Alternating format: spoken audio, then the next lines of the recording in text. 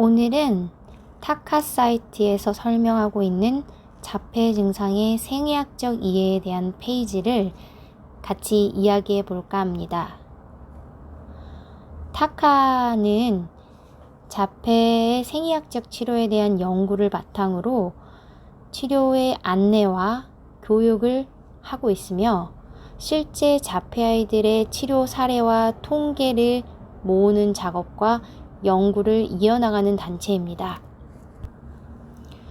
아래에 사이트 주소를 적어뒀고요. 여기는 Underlying Medical Issue in Autism, 그러니까 자폐 아이들이 가지고 있는 기저의학적 이슈들에 대해서 이야기하고 있는 페이지입니다.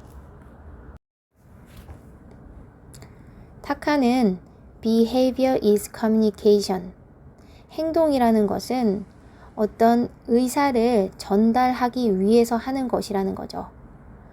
자폐를 가진 아이들은 그들의 행동을 통해서 의학적 상태를 말하고 있는 것입니다.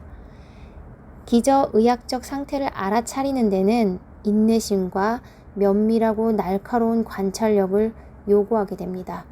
그래서 경험이 있는 의사만이 적절한 테스팅과 가이드를 제시할 수 있다고 말하고 있습니다.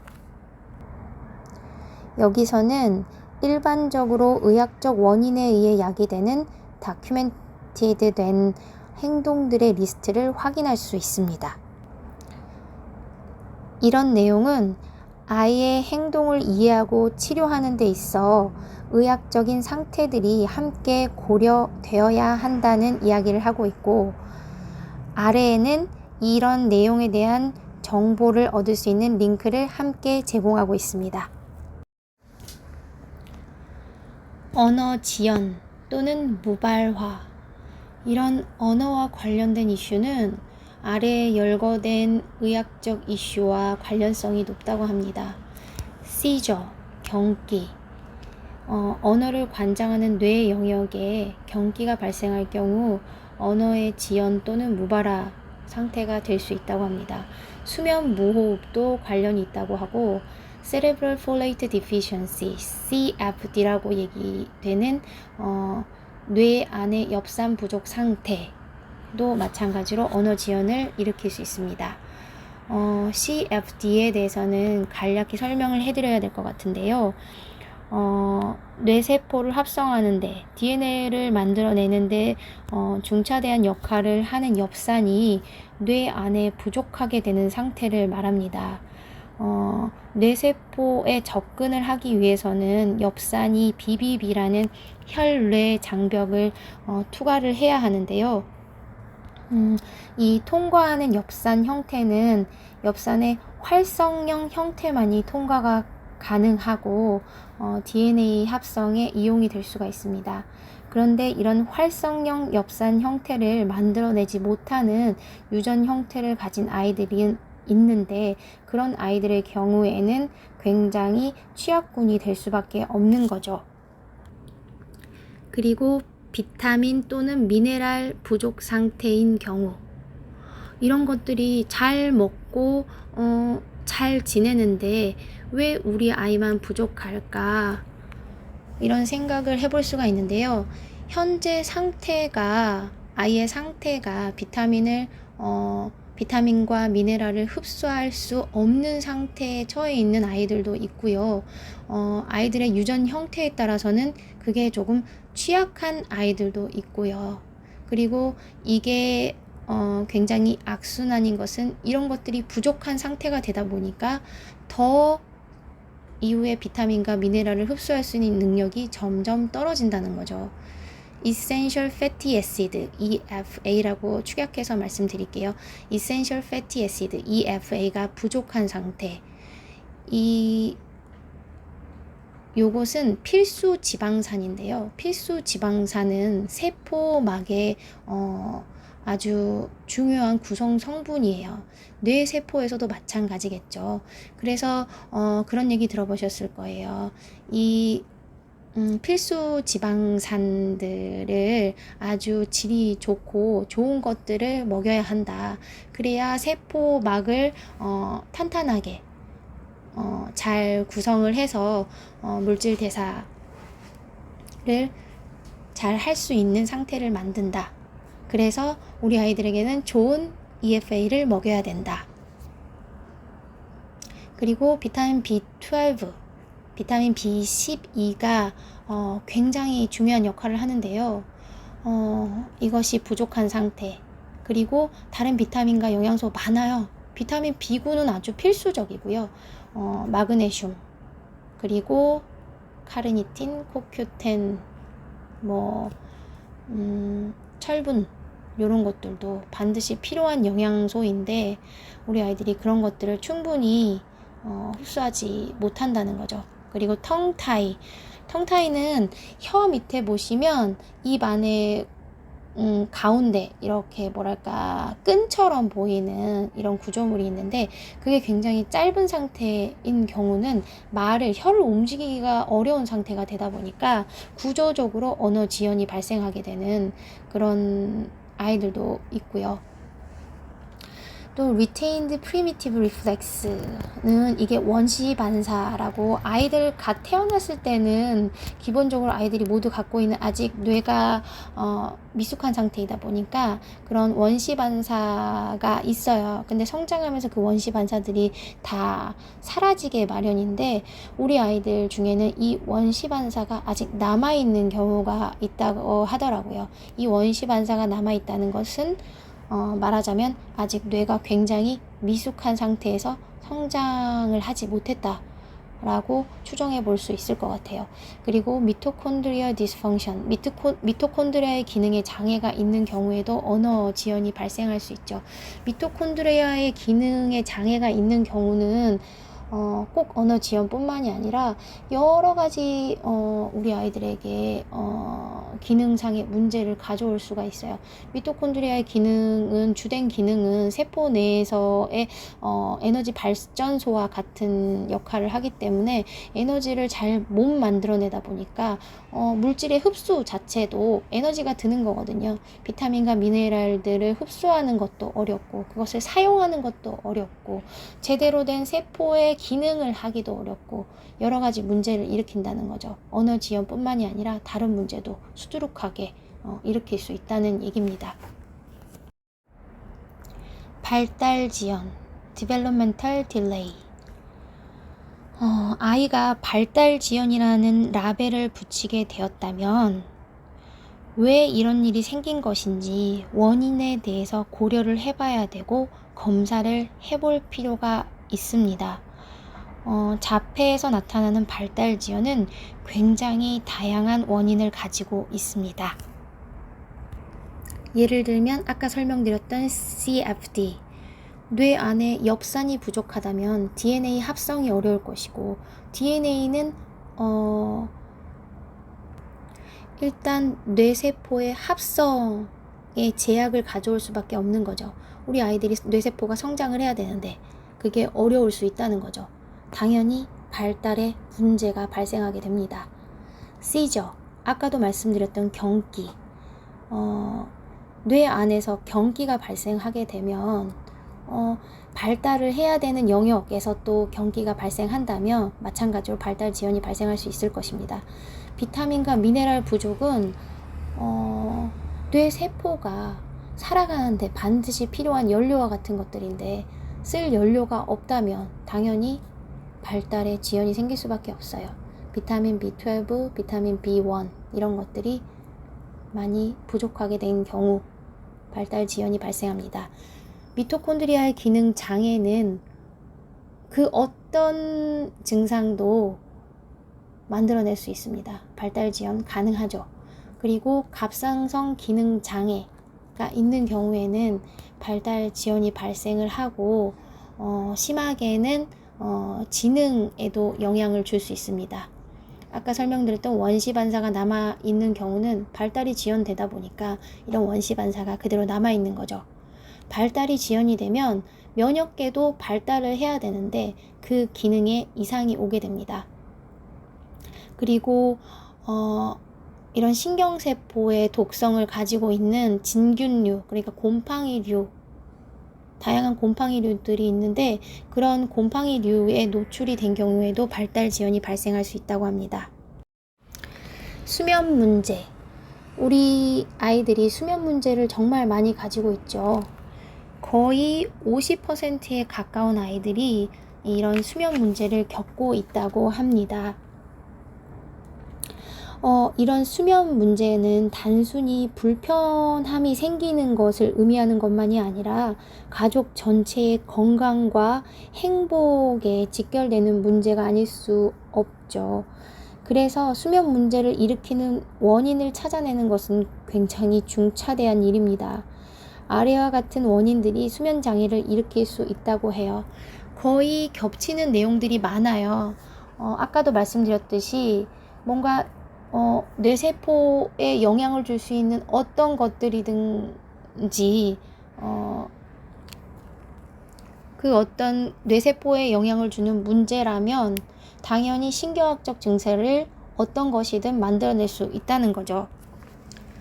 경기, 여기서도 또 나오고요.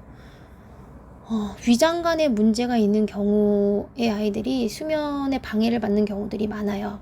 변비를 가지고 있다던가 위장관에 통증을 가지고 있다던가 또는 역류하는 증상들 있죠. 식도염, 역류성 식도염과 같은 그런 증세들이 자는 중에 발생을 하면 수면을 취할 수가 없어요.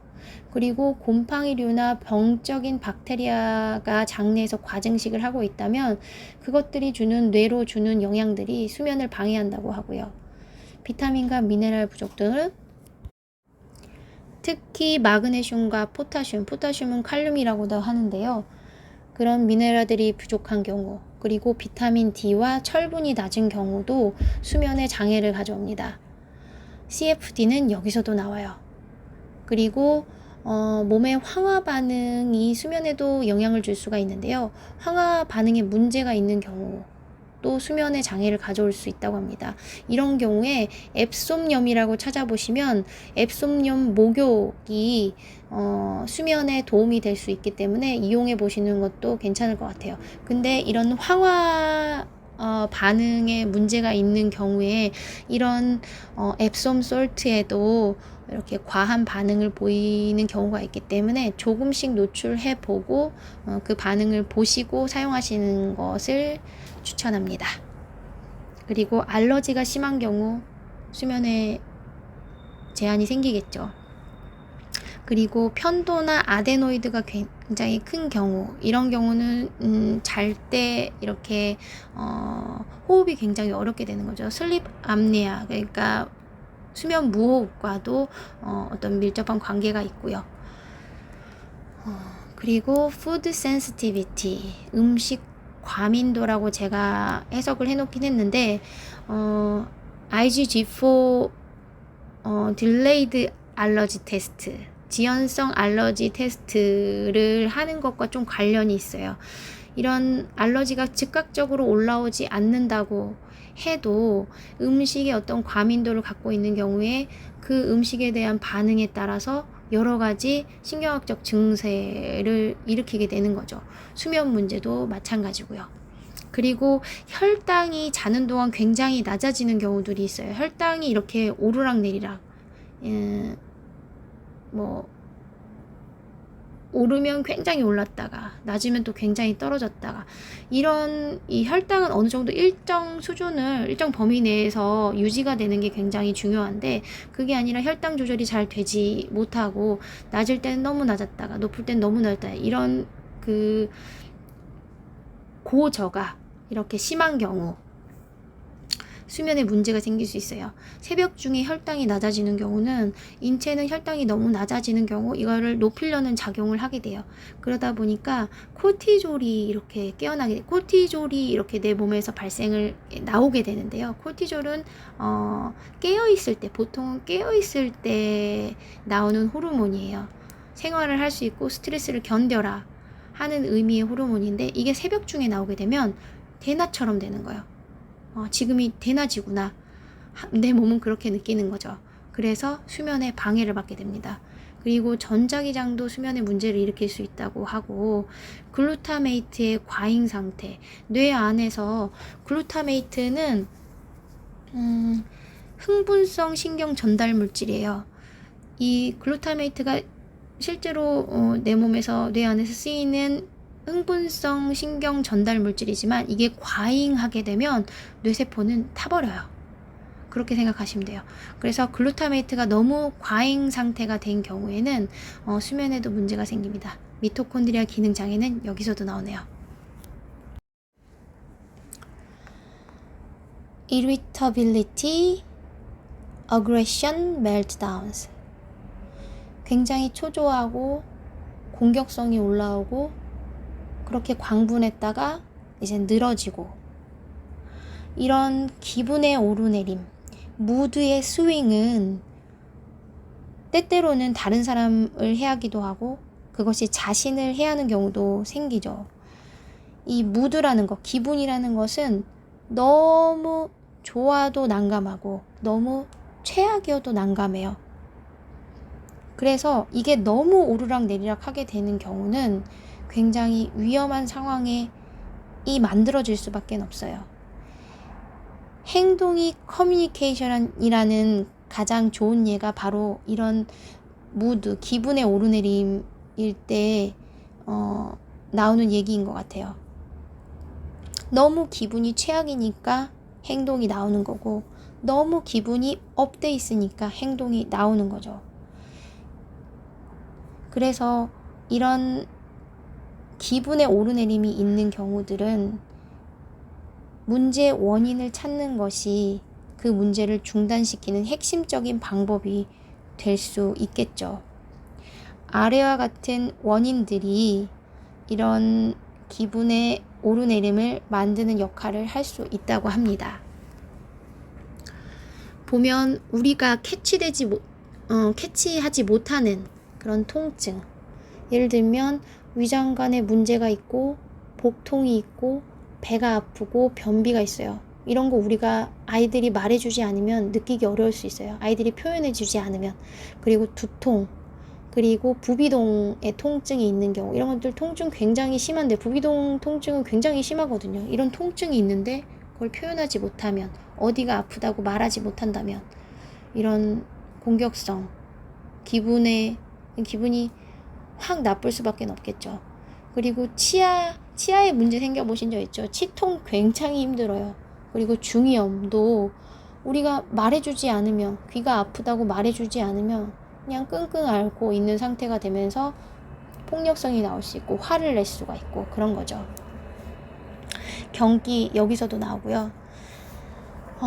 특히 이런 공격성, irritability와 관련 있는 미네랄과 비타민은 리튬과 엽산, 폴레이트, 그리고 마그네슘이라고 해요.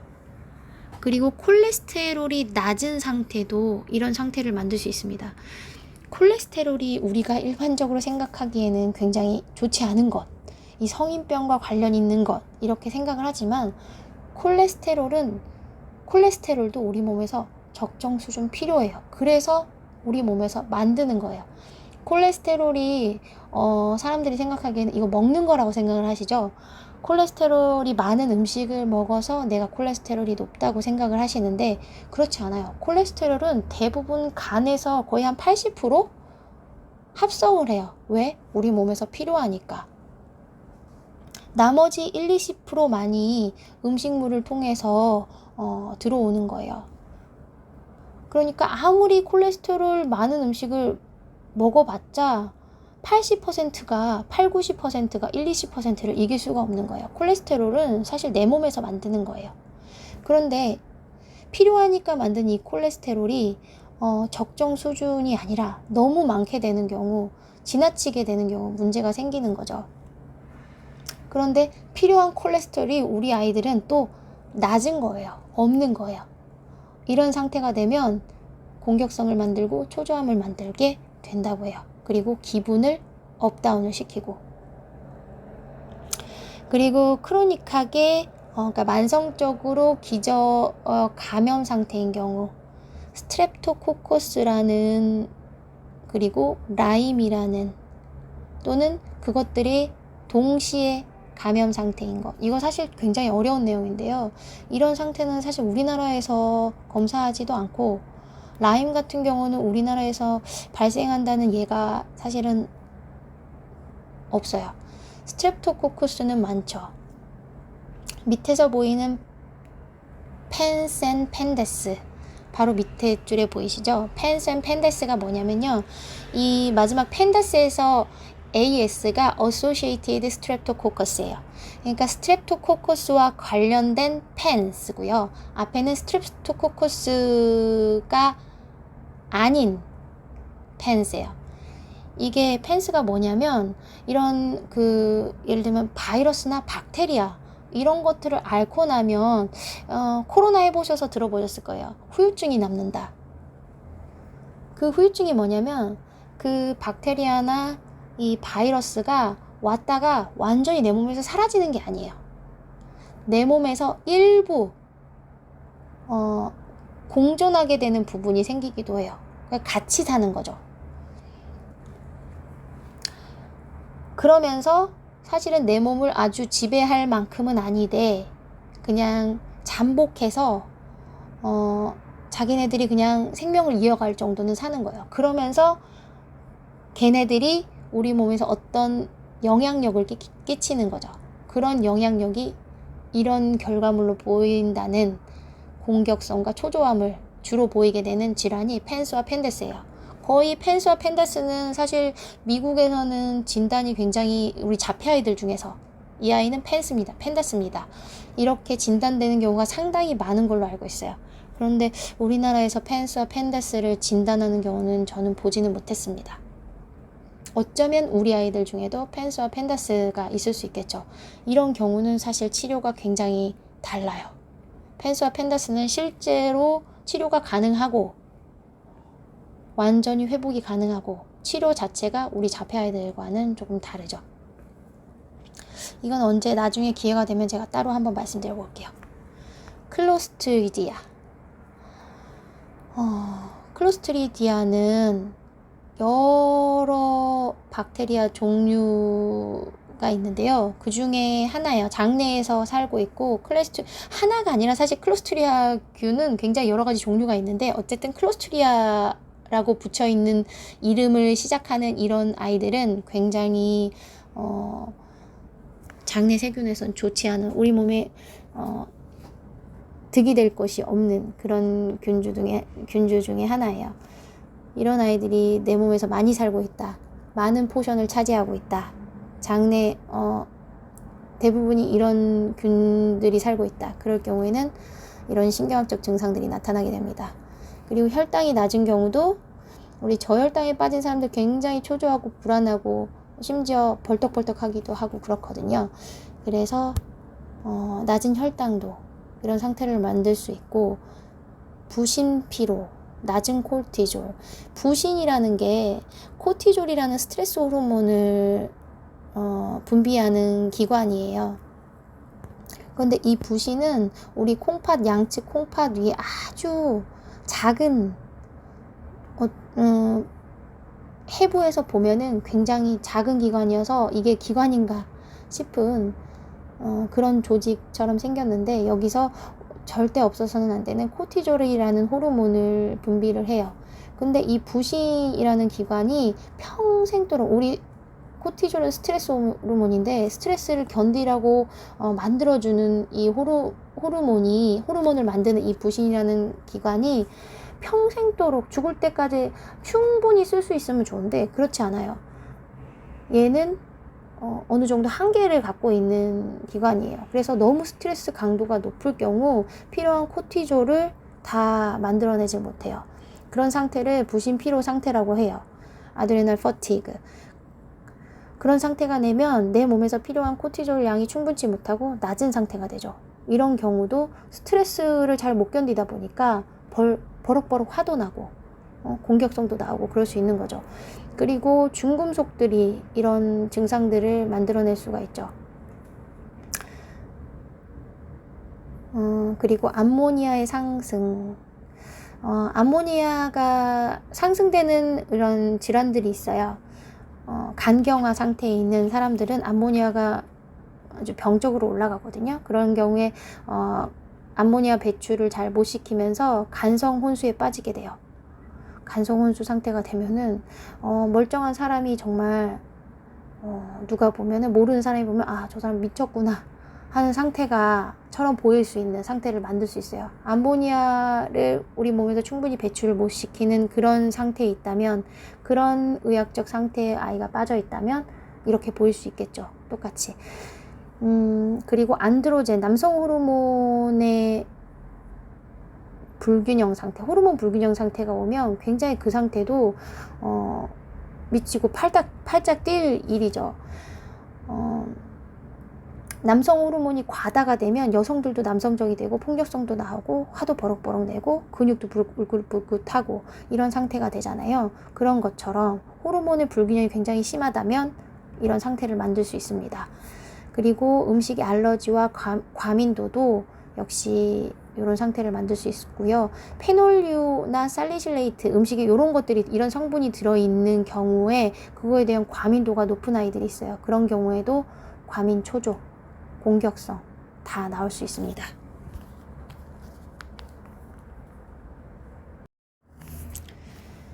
불안, 강박, anxiety, OCD. 불안과 강박이 굉장히 심한 아이들이 있죠. 너무 불안에 떨고 어쩔 줄을 모르고, 또는 강박 행동들, 본인도 싫은 것 같은데 더 이상 못 견디는 것 같은데 그래도 그 강박 행동을 해야 되는 거, 그런 아이들이 있죠. 불안과 강박, 이런 공격성, 초조, 이런 것들이 펜스와 펜다스의 전형적인 증상이라고 해요. 그게 심한 경우에 펜스와 펜다스를 의심해보고 검사를 하는 경우도 있다고 해요. 그리고 또 나오네요. CFD. 그리고 콜레스테롤이 낮을 때 반복되죠. 비타민과 미네랄 부족, 글루타메이트 과잉, 가바. 가바는 흥분성과 반대로 억제성 신경 전달 물질이에요. 이 글루타메이트와 가바의 밸런스가 좀 맞지 않는 경우에, 꼭 요 두 가지로 이렇게 뭐 설명을 땡 할 수는 없지만 어쨌든 흥분성과 이런 억제성의 밸런스가 좀 깨진 경우에 불안, 강박 증세를 나타낼 수 있습니다. 그리고 위장관 문제도 불안, 강박과 관련돼 있고요. 그래서 장내 병적 박테리아가 과증식한 경우에 불안과 강박을 가져올 수 있습니다. 장내 상재균의 비다양성, 그러니까 다양하게 있어야 좋대요. 이런 장내 상재균들이 여러 가지 다양한 상재균들이 있어서 그 균들이 여러 가지 음식을 대사시키는 데도 도움을 받고, 꼭 필요한 균들 해줘야 돼. 이 상재균들이 해결해줘야 되는 것들이 있거든요. 비타민 흡수나 미네랄 흡수, 이런 것들에도 사실 장내 세균이 역할을 해요. 그런데 꼭 필요한 역할을 못 해주는 일부 상재균만 있는 거예요. 장내균만. 이런 경우에도 문제가 생길 수 있겠죠. 필요한 미네랄, 비타민 부족을 만들 수밖에 없으니까. 히스타민 상승. 히스타민도 설명하면 굉장히 복잡한데요. 히스타민 많이 들어보셨죠? 우리 두드러기 날 때 이게 히스타민이 많이 분비가 돼서 그렇다. 그래서 항히스타민제를 드시라. 이렇게 얘기 들어보셨죠? 히스타민은 사실은 어떤 우리 몸에서 염증성 매개 역할을 하는 물질이라고 보시면 돼요. 우리 몸의 장내에 이런 박테리아의 병적 박테리아가 과증식을 했다거나 아니면은 곰팡이균이 굉장히 많이 기승을 부리고 있다면 이 장에서 세로토닌이 분비가 많이 돼요. 세로토닌도 들어보셨죠? 우리가 세로토닌은 신경 전달 물질로 생각을 하고 있는데요. 맞아요. 신경 전달 물질인데 이 세로토닌은 대부분 장에서 거의 80%가 만들어져요. 어쨌든 이 세로토닌이 이런 염증성 반응과 중간 매개 물질이 되면서 히스타민을 상승을 시켜요. 히스타민이 두드러기 나보신 적 있으신가요? 진짜 못 견디거든요. 항히스타민제를 빨리 놔줘 빨리 병원에 가가지고 빨리 어떻게 좀 해주세요. 난리가 나요. 히스타민 상승을 이 되면 사람이 불안, 강박이 생기고 화가 나고 화가 치밉니다. 뉴로 인플라메이션, 신경계 염증이 생긴 경우에 불안, 강박을 만들어낸다고 해요. 그리고 아까도 말씀드렸던 아드레날 펑션, 부신 기능이 좋지 않은 경우에 화가 치민다고 그랬죠. 스트레스를 견딜 수가 없어요. 스트레스에 견뎌야 되는데 부신에서는 코티졸을 못 만든다. 그러면 부신 콜텍스에서 코티졸을 못 만든다. 그럴 경우에 메듈라에서 노에피네프린을 생성을 해요. 노에피네프린은 어쩔 수 없이 코티졸이 안 나오니까 내가 살아야 되니까 노에피네프린이라도 내놓는 거예요. 이 노에피네프린은 어떤 역할을 하느냐? 아드레날린이라고 들어보셨죠? 이 아드레날린이 우리 몸에서 호르몬이 조금이라도 이게 나오게 되면 내 몸에 폭발적인 효과를 만들어내요. 예를 들면 방금 내 눈앞에 사자가 나타났다. 그 사자가 나를 딱 보고 있다. 지금 나를 먹이로 생각하고 있다. 그럴 때 어때요? 죽기 살기로 이 상황을 모면을 해야 되잖아요. 그럴 때 내 몸에서 나오는 순간적으로 이렇게 폭발적으로 나오는 호르몬이 이 노에피네프린, 아드레날린이에요. 이런 것들이 나오는 거예요. 스트레스를 이기지 못하고 아드레날린이 나온다. 광분하게 되는 거죠. 이런 경우에 원시 반사가 남아있는 경우들이 많다고 합니다. 감각 처리 문제, sensory processing, 감각을 처리한다. 여기에 문제가 오는 것은 뇌가 감각적으로 들어오는 정보들을 정리하는데 어려움을 겪는 상태라고 해요. 그래서 이것을 감각적인 것들을 몽땅 다 받아들이게 되면 우리의 뇌는 터지고 복잡한 상태가 될 수밖에 없어요. 이걸 쳐내고 정리된 상태로 내가 필요한 것들만 받아들여야 되는데 이것에 어려움을 겪는 거예요. 그러다 보니까 굉장히 과민해져서 예민하게 느끼거나 또는 오히려 그 처리를 잘 못하고 다 받아들일 수 없는 상태거나 일부 받아들여야 될 거를 잘못 받아들여서 오히려 무딘 상태가 되기도 하죠. 뭐 보는 것이라든가 듣는 것이라든가 느낌이라든가 맛이라든가 냄새 이런 것들. 이런 것들과 관련된 내용은 B6, 비타민 B6와 그리고 마그네슘과 관련이 많다고 해요. 이게 부족한 경우에 감각 처리에 굉장한 문제를 가져오는 거죠. 그리고 푸드 인탈러런스, 이것도 푸드 센시티비티랑 좀 비슷한 내용인데요. 이것도 음식에서 가져오는 뭐 어떤 성분들이나 반응들을 이런 감각 처리 문제를 해결하는데 어려움을 갖게 하는 거죠. 그리고 위장관에 문제가 있는 경우, 장내 곰팡이가 과증식돼 있는 경우 이런 감각 처리의 문제를 가져오게 되고 병적 박테리아 과증식도 마찬가지고요. 아까 잠깐 말씀드렸지만 황화 반응은 우리 몸에서 굉장히 여러 가지로 쓰여요. 예를 들면 이 설페이션, 황화 반응이 잘 돼야 우리 몸을 해독시키는 작용도 하고요. 또 그래서 이런 어떤 글루타치온이라고 들어보셨는지 모르겠지만 항산화 물질을 만드는데 이용되기도 하고요. 우리 뇌가 여러 가지 일을 처리하는데 황화 반응을 통해서 하는 경우들이 많아요. 근데 이런 곳에 문제가 생기는 경우에 감각 처리에 문제가 또 발생을 하는 거죠. 아까도 잠깐 말씀드렸지만 앱솜 솔트가 이런 황화 반응이 많이 어려운 경우에 조금 도움을 받을 수 있다. 그러나 조심스럽게 사용해 보시라 설명드렸고요. 감각 처리 문제 잠깐 아까 또 얘기한 문제지만 스트랩토코커스나 라임의 이런 것들의 감염 상태, 기저 감염 상태인 경우, 그리고 중금속 과다인 경우, 이런 조직이나 혈류 내에 중금속이 과다한 양이 갖고 있을 경우 이런 감각 처리를 할 수 있는 뇌세포에 영향을 굉장히 많이 줘서 굉장히 어려움을 겪는 거죠. 마찬가지로 원시 반사가 남아있는 경우가 많고요. 까치발. 우리 아이들 중에는 까치발을 서는 아이들이 상당히 많이 있죠. 많은 사람들이 까치발을 하는 것은 단순히 감각 처리에 문제가 있어서 생기는 거라고 생각하는 경우들이 많은데요. 그것을 넘어서서 다음과 같은 문제들이 까치발을 만드는 경우들이 있다고 합니다. 변비.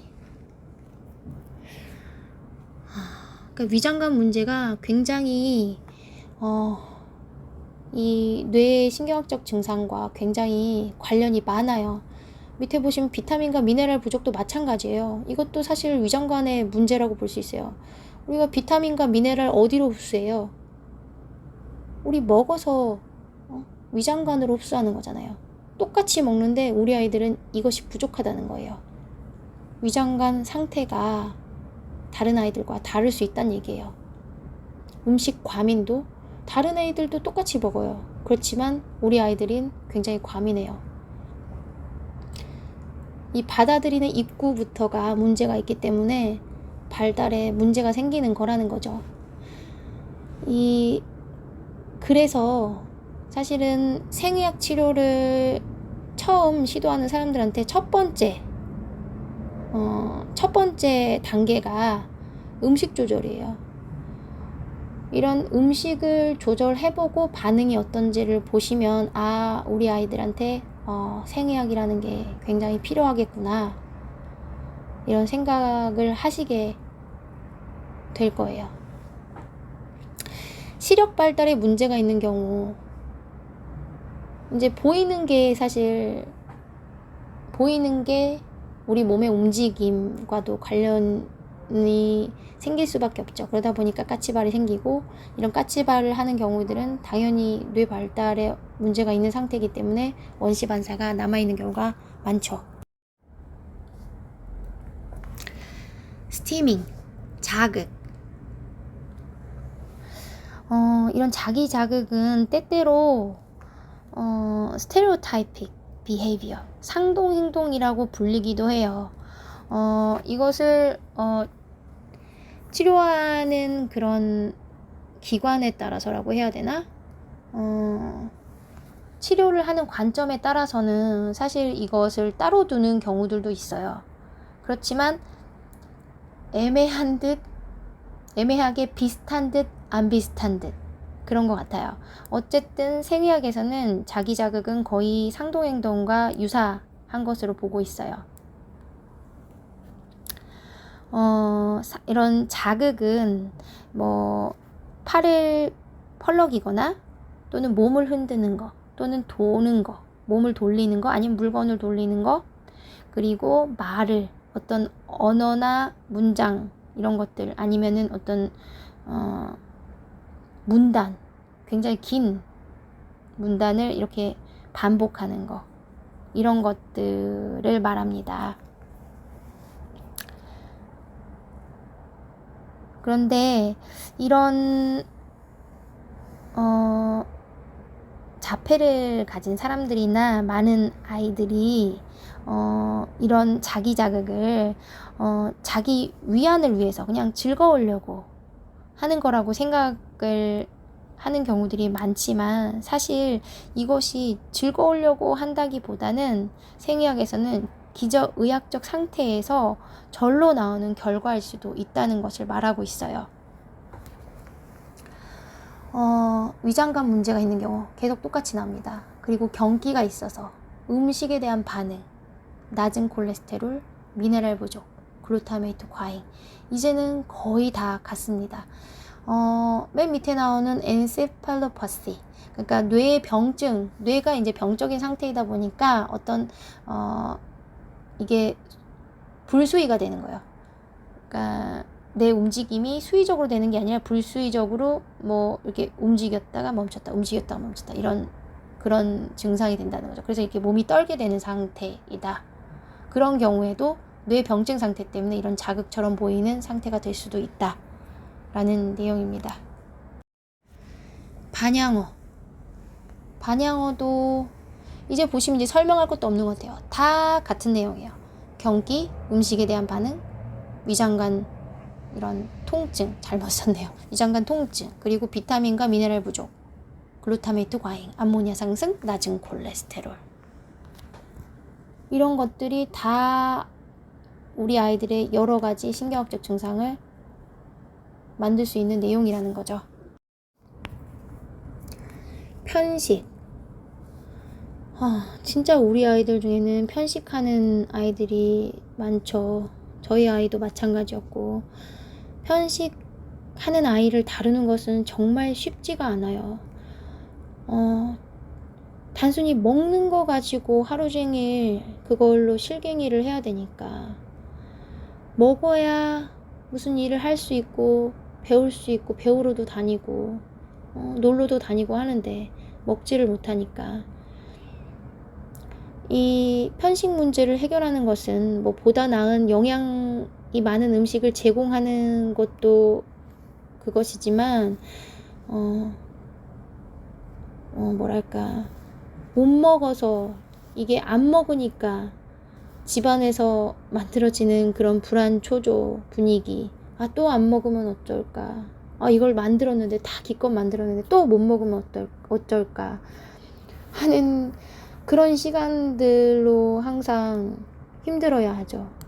근데 이거를 해결하면 정말 그것에만 안정감이 와도 살만하죠. 편식이 오는 문제는 분명한 위장관 문제가 있는 것으로 봐야 됩니다. 변비가 있는 아이들, 또는 설사를 하는 아이들, 그리고 역류성 식도염이 심한데 에오시노필리아라는, 이건 조금 호상구가 만들어진, 이거 설명하기 좀 어려운데, 일단은 식도염 이런 것들이 있을 때, 그리고 장내 곰팡이 과증식이 있는 경우에 이게 먹기가 힘들어지는 거죠. 굉장히 배가 더부룩하고 불편하고 통증도 오고, 그런 상태가 되면 사실 음식을 먹는다는 게, 음식을 먹고 나면 그런 증상이 더욱 심하고, 그렇기 때문에 먹을 수가 없는 거죠. 아이가 그리고 치통이 있는지를 잘 봐줘야 하는 것 같아요. 표현을 잘 못하니까, 이가 아파서 못 먹는 건데 왜 못 먹을까, 똑같이 또 편식이구나 이렇게 생각할 수도 있는 문제인데, 이가 나고 있다던가 이가 썩고 있다던가 그런 상황이 생길 수 있겠죠. 그리고 미네랄 부족, 특히 아연이 부족한 경우에 편식이 생긴다고 해요. 아연은 정말 놀라운데요. 사실 제가 이걸 경험해봐서 그렇지만 아연은 사실 먹일 때 이거를 되게 불편해하는 경우들이 있어요. 아연을 메스꺼워하는 아이들이 있기 때문에. 그런데 이제 다행히 아연을 먹어주면 굉장히 많은 변화를 눈으로 볼 수 있어요. 저도 그걸 진짜 느꼈고요. 펜스와 펜다스는 편식이 정말 많다고 해요. 그리고 음식 과민도, 이것도 제가 아까도 말씀드렸지만 위장관 문제의 하나예요. 그러다 보니까 이런 아이들은 원시 반사가 남아있는 경우들이 많고요. 계속 반복입니다. 이제 보이시죠? 어떤 문제가 있는지 큰 그림을 그려보셔야 돼요. 우리 아이들한테 이렇게 크게 이런 문제들이 있구나. 이식증, 피카. 이게 진짜 힘들죠, 또. 우리 지성이가 해봐서. 먹으면 안 되는 것을 먹는 거죠. 사실 조금 아이들이 크면 그게 먹으면 안 되는 거라는 것도 알아요. 인지가 어느 정도 돼서 먹으면 안 되는 것도 알아요. 그래서 엄마 눈을 피해서 먹는 경우들도 있어요. 아시죠? 네, 이런 게 이식증인데요. 이런 것도 사실은 이게 그냥 우리 아이가 자폐라서가 아니고, 사실은 아래와 같은 문제가 있어서일 수 있어요. 여기에는 안 적혔구나. 납중독, 흔하게 납중독. 그러니까 이렇게 중금속에 이렇게 중독이 되어 있는 경우에 이식증이 잘 생겨요. 그리고 미네랄과 비타민이 부족한 경우에 이식증이 생겨요. 이거는 사실 경험해 보신 분들이 있을 수도 있어요. 이 빈혈이 심한 경우, 여자분들 빈혈이 심한 경우들 있잖아요. 생리혈이 좀 많아서, 생리양이 많아서 인 경우들이 흔하긴 한데, 그런 경우에 이제 굉장히 빈혈이 심한 경우에, 또는 이제 임신을 했을 때 약간 빈혈이 생기면서 경험하는 경우들이 있는데요. 제가 아는 어떤 분은 임신을 했는데 이게 빈혈이 좀 심해지면서 어떤 경험을 하셨냐면, 저기 바닥에 있는 흙을 파먹고 싶다 라는 생각이 들었대요. 정상인인데. 그러니까 이런 미네랄과 비타민이 부족한 경우에 이식증이 생겨요. 그래서 빈혈이 있는 사람들 경우에 얼음을 씹어 먹는다는 얘기 들어보셨는지 모르겠어요. 그것도 이식증의 일종의 이식증이죠. 얼음을 오두독 씹는 거예요. 철분이 부족하다 보니까 그런 뭔가 부족함을 채우려는 이런 뇌의 당연한 반응인지는 모르겠는데, 아무튼 이런 이식증이 자연스럽게 생긴다 하더라고요. 그리고 아연도 굉장히 심하고, 아연이 부족한 경우에 이식증, 그리고 막 입안에 물건을 집어넣고 빨고 핥고 이런 경우들이 심하죠. 물론 이런 의식증의 한 큰 몫을 또 차지하는 것이 장내 곰팡이가 과증식한 경우에 이런 이식증이 굉장히 심해요. 모든 것이 입으로 들어가죠. 손도 입으로 들어가고, 뭐 발도 입으로 들어가고. 그리고 기생충 감염이 있는 경우에, 우리 장내 환경이 좋지 않다 보니까 우리 아이들은 기생충도 많이 자란대요.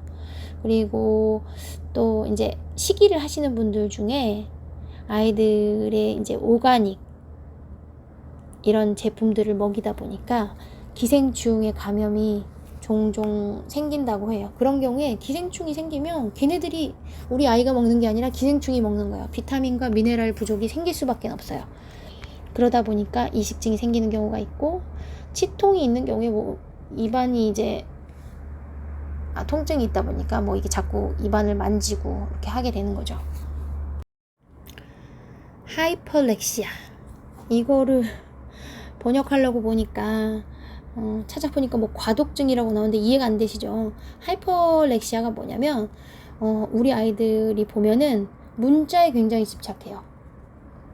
뭐 알파벳도 그렇고 한글도 그렇고 뭐 숫자에도 그렇고, 이런 문자에는 이렇게 굉장히 집착을 하고, 문자의 습득 능력도 굉장히 뛰어나요. 금방 알아버리는 거죠. 반면에 생각보다 말하는 능력이나 이런 이해력은 굉장히 떨어지면서도 문자에는 굉장히 강한 이런 모습을 보이죠. 이런 거를 하이퍼렉시아라고 하는데, 이런 것의 원인은 일단은 뇌가 다른 한쪽 사이드에 비해서 더, 예를 들면 밸런스가 안 맞는 거죠. 너무 과하게 어느 특정 부위만.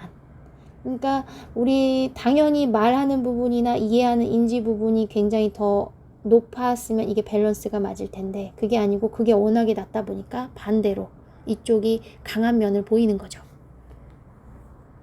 사실 이것은 이용의 범직도 해요. 빨리 문자를 익히고 그 문자와 또 실제 상황을 연결 지어주는 거, 저는 이걸 굉장히 이용을 좀 했거든요. 아주 저희 지성이가 굉장히 이게 뛰어난 건 아니었지만 그래도 통글자로 외우는 능력이, 저는 이제 글자만 이제 카드를 이용했는데도 어느 순간 한 1, 2년 보여줬으니까 1년 열심히 보여줬으니까 이게 하이퍼렉시아는 아니었나? 아무튼 1, 2년 열심히 보여주니까 통글자를 외더라고요. 그러고 나서 이제 글자를 가르쳐야겠다 하고 글자를 이용해서 이제 상황을 할 수 있도록 도움을 받도록 이렇게 학습을 많이 하려고 노력을 했죠. 근긴장도 저하.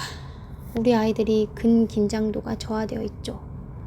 그거의 핵심적인 원인은 미토콘드리아 기능 장애가 베이스를 차지하고 있어요. 유기산 검사 해보셨는지 모르겠지만 우리 아이들 데리고 가서 유기산 검사 해보면 유기산 검사에서 미토콘드리아 기능 검사 영역이 있어요. 그 기능 영역의 정상인 아이들을 저는 보지를 못한 것 같아요. 꽤 많은 아이들 제가 봤거든요. 그런데 미토콘드리아 기능이 정상인 경우가 없어요. 저도 유기산 검사 해봤어요. 저는 정상이에요. 그런데 우리 장애 아이들은 분명한 이상을 보이고 있더라고요. 미토콘드리아 기능이 제가 아까 말씀드렸지만 그게 기능이 안 되면 세포 자체가 살아가는데 너무 어렵고 힘들어요. 살아가는 것조차도 힘든데 얘가 발달을 한다? 너무 어려운 일이고 거기서 일반 아이들을 따라간다? 너무 어려운 일이에요. 미토콘드리아 기능에 장애가 왜 생겼을까? 이게 어떤 유전적인 요소도 분명히 일부 있는 거기도 한 것 같고요. 그리고 유전적인 부분이 아닌 많은 포션에서 환경적이고 외부적인 요소가 작용을 했다고 저는 보고 있어요. 그리고 비타민과 미네랄 부족이 원료죠. 뭐 근긴장도를 형성할 수 있는 원료가 부족하다면 당연히 그럴 수밖에 없겠죠. 그래서 근긴장도가 떨어진 아이들은 당연히 위장관 상태가 좋을 수가 없어요. 주의력 결핍. 여기는 제가 읽을 필요도 없어요. 앞에 나왔던 것들 다 나오는 거예요. 그러니까 제가 열거했던 이유들로 인해서 이런 주의력 결핍, 이런 증상들이 다 나타나는 거죠. 피해야 될 것들, 보충해야 될 것들 보이시죠? 그리고 관리해야 될 것들. 그러니까 이것들을 정리해보면 기저의학적 문제, 아래와 같은 것들을 다 해결을 해줘야 한다는 거예요. 이것들을 해결하고 나서 아이가 어떤지 보시라는 거예요. 위장관 문제, CFD, 경기, 미토콘드리아 기능장애, 음식 알러지, 펜스와 펜다스는 일단 우리가 잘 모르기 때문에 넘어갈게요. 그리고 B12, 비타민 B12 부족, 그리고 글루타메이트 과잉, 부신피로. 이런 것들을 해결해 주고 나면 우리 아이들의 증상이 한결 나아지고 심지어 자폐를 벗어나는 아동들도 있다라는 거죠.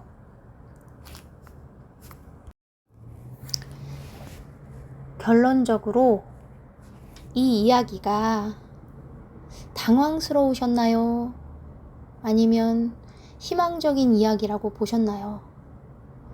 이게 이 생의학을 전혀 모르는 부모님들의 경우는 이게 뭐야? 이렇다고? 당황스러우실 수 있어요. 그런데 여기 바로 뒷페이지에 보면 첨부된 자료들도 있어요. 이거 미국에서 사실 이 자폐 아이들을 대상으로 생의학을 하는 의사들이 다 연구하고 그 연구된 결과들 다 과학적으로 다 스터디한 결과들이고 논문들이거든요. 실제로 아이들을 대상으로 치료를 적용을 해서 나오는 결과들이라는 거예요. 그런데 그 결과들이 autism is treatable, 자폐는 치료될 수 있다라는 거예요. 왜냐하면 그런 아이들이 나오니까. 자폐에 가려져 있는 의학적인 문제가 해결이 된다면 많은 관련 증상들이 해결이 되는 거죠. 그리고 물론 우리 아이들이 생의학적 치료만 하는 거 아니죠. 교육도 다 해야 되고 뭐 교육치료, 뭐 언어치료, 운동치료, 뭐 작업치료 다 하는 거죠. 다 하면서 생의학적 치료를 병행할 경우 발전의 속도가 현저하게 빨라질 수 있다는 거예요. 건강하고 행복한 아이가 새로운 기술을 배우고 자신을 발달시킬 능력을 가질 수가 있어요. 그러니까 건강한 상태가 아니고 행복한 상태가 아닌데 치료실만 끌려다닌다고 해서 자신을 발달시킬 수 있을까? 라는 생각이 든다는 거죠. 아이들의 기술의 레파토리를 넓혀 놓을수록 더욱 아이들은 독립적이 될 수 있고 자존감도 높일 수가 있어요. 행복하고 건강하고 독립적인 아이가 되는 것이 우리 자폐 가정의 모든 궁극적인 꿈일 거예요. 그런데 이런 생의학 치료가 그 기로를 만들 수 있다는 거죠. 우리는 아이들의 인격체가 반짝이는 날을 보기를 원하고 볼 수 있습니다.